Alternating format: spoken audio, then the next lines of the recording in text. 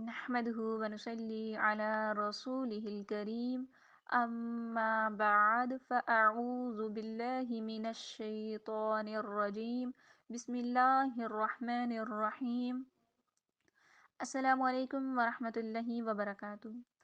آج lesson number 3 میں انشاءاللہ ہم دیکھیں گے حروف قلقلہ۔ پہلے ہم حروف قلقلہ جو ہیں ان کو تھوڑا سا دیکھ لیتے ہیں۔ قلقلہ کیا ہے اور اس کا مطلب کیا ہے؟ حروف جو ہیں وہ حرف سے ہیں، ایک حرف ہو تو وہ حرف کہلائے گا، زیادہ ہوں تو وہ حروف کہلائیں گے۔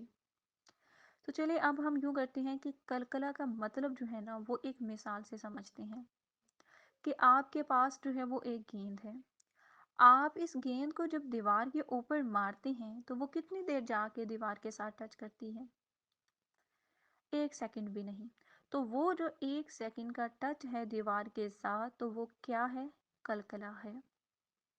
ٹھیک ہے، اسی طرح مختلف جو حروف ہیں وہ زبان کے مختلف حصوں سے، منہ کے مختلف حصوں سے جو ہیں وہ ادا ہوتے ہیں، تو زبان کا اس محسوس جگہ کو جا کے ٹچ کر کے واپس آ جانا کیا ہو جائے گا؟ قلقلہ ہو جائے گا۔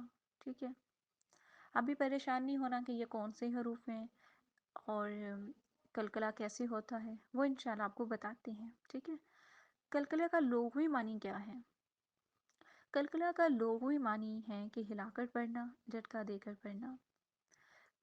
زبان جب اس خاص حصے کو جہاں سے وہ حرف ادا ہوتا ہے 1 سیکنڈ کے لیے ٹچ کر کے فوراً سے واپس آ جائے گی تو وہ ہمارے پاس جو حرف ہوگا تو وہ کیا ہوگا؟ وہ ہل جائے گا۔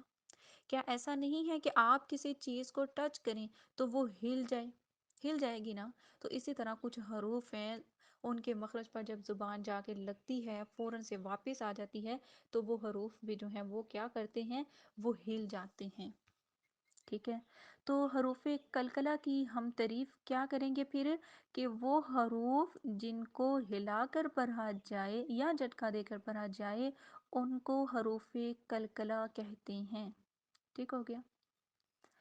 چلیں جی، اب آپ کے ذہن میں یہ بات آ رہی ہوگی کہ یہ کون سے حروف ہیں اور حروف تہجی میں کتنے حروف ہیں؟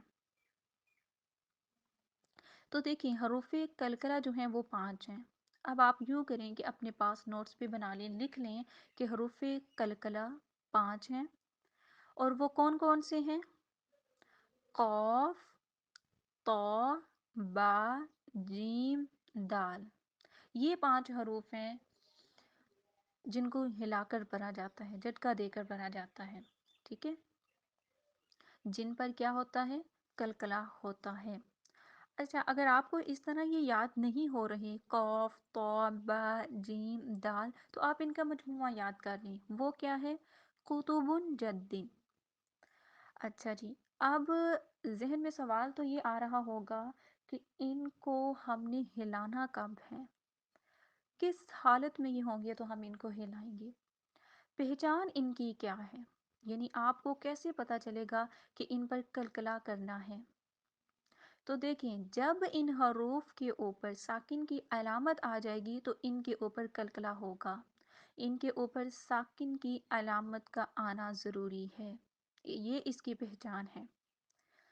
ٹھیک ہے، ابھی جو میں نے 5 حروف بتائے ہیں کہ ان کو حروف تہجی میں یہ 5 حروف ایسے ہیں کہ ان کو ہلا کر پڑھا جاتا ہے، جھٹکا آتا ہے ان کے اوپر، تو ان کی پہچان کیا بتائی ہے؟ کب ان کو ہم ہلائیں گے؟ جب ان کے اوپر ساکن کی علامت ہوگی، اور ساکن کی علامت آنا ضروری ہے، یہی اس کی پہچان ہے۔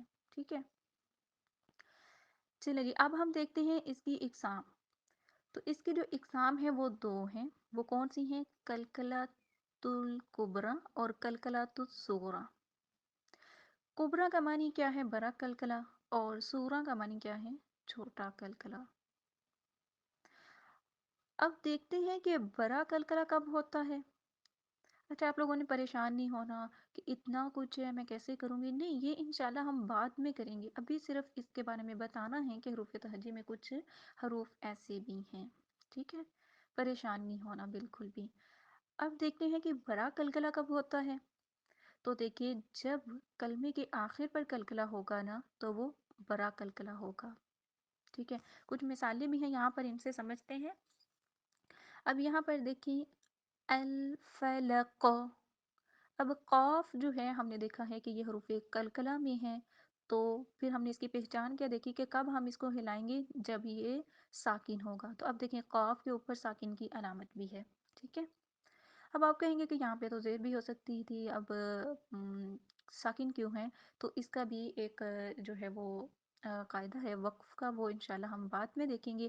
فی الحال ابھی جو ہے یہ دیکھیں ساکن کی علامت ہے اوپر، جب ہم نے کسی حرف پر وقف کرنا ہوتا ہے، قرآن مجید کی تلاوت کرتے کرتے ہم نے رک جانا ہوتا ہے، وقف کرنا ہوتا ہے، تو وہاں پہ ہم آخری حرف کو ساکن کرتے ہیں، ٹھیک ہے۔ تو ابھی یہاں پہ بھی ہم اس کو ساکن کریں گے، تو جب ساکن کریں گے تو اس کے اوپر کلکلا ہوگا، الفلق، ٹھیک ہے۔ اب ہم اس کو ہلا کے ادا کرنا ہے ہم نے، ٹھیک ہے، ایسے نہیں کرنا الفلق، اس کے مخرج پہ نہیں رکے رہنا۔ اب ہم نے کیا دیکھا ہے کہ جب ساکن اس کے اوپر آ جائے گا تو ہم نے ٹچ کر کے واپس آ جانا ہے، زبان مخرج پر جائے گی، ٹچ کر کے واپس آ جائے گی، تو یہ ہل جائے گا الفلق، ٹھیک ہے۔ اسی طرح محیط، محیط، تو پہ بھی ہم نے دیکھا جب ساکن ہوگا تو اس کو بھی ہلائیں گے۔ آگے دیکھیے کسب، کسب، با پہ بھی کلکلا، کسب، کسب، کسب، اب کسب، ایسے نہیں کریں گے، رکیں گے نہیں اس کے مخرج پر، اگر رکیں گے تو وہ پھر کلکلا نہیں ہوگا۔ کسب، بہید، جیم پہ بھی کلکلا، ٹھیک ہے، ہم نے جیم بھی دیکھا ہے۔ احد، احد، ٹھیک ہے، احد، تو ایسے نہیں کرنا احد، مخرج پہ رکے نہیں رہنا، احد، ٹھیک ہے۔